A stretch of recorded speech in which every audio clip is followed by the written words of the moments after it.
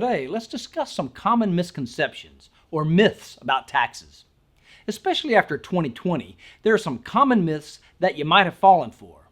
Myths, tax rumors, and tax misinformation are more common than you think, which can be costly if you do your taxes wrong.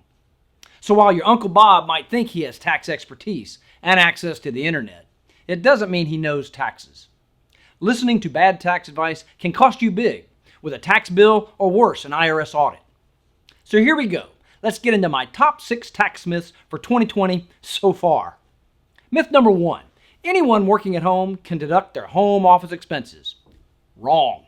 Just because you're working at home, and there were a lot of us working at home in 2020, does not mean you can deduct the space you use as a home office. In fact, this deduction only applies to those who are self-employed. Taking the deduction when you're not self-employed means you could have tax risk. Myth number 2, you can claim dependent exemptions for your kids and such. Untrue. Dependents and kids are still important for tax purposes, just not as a simple tax deduction.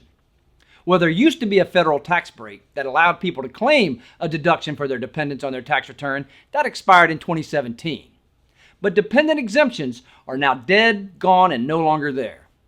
And you cannot deduct the expenses someplace else on your tax return just because your kids are still your kids and you deserve a tax break.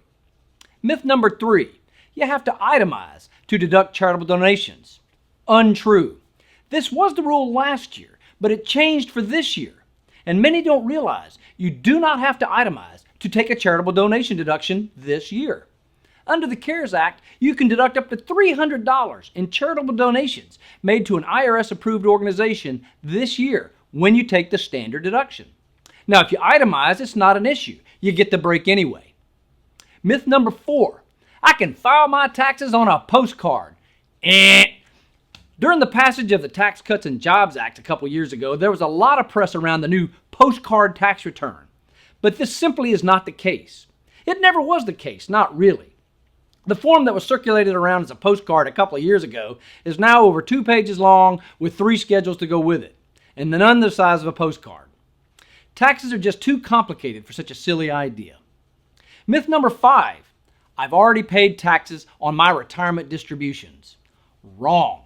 Just because you have withholdings on a retirement or IRA distribution does not mean you've already paid your taxes on it. This is a very common mistake and misconception among taxpayers. The income and withholding still goes on your tax return to be added to all your other stuff, even your Social Security benefits, for the big final taxable amount and true-up, as I like to call it. So put all your stuff in an envelope this year to discuss with your tax pro at tax time. And finally, myth number 6, there's no longer a tax penalty for not having health care coverage. Wrong. Many think the Affordable Care Act doesn't matter any longer since the penalty was killed. But the reality is you still have the responsibility to reconcile your advanced premium tax credit when you have insurance through your state's health insurance marketplace. And some states are also charging a penalty if you don't have health insurance. In fact, for folks who get health care in the marketplace today, they still may get credits, but they must report them on their tax return, or possibly get hung up in IRS processing, causing delays and even notices. So health care and your taxes, they still matter. Those are my top 6 myths, but I'm sure there are going to be more.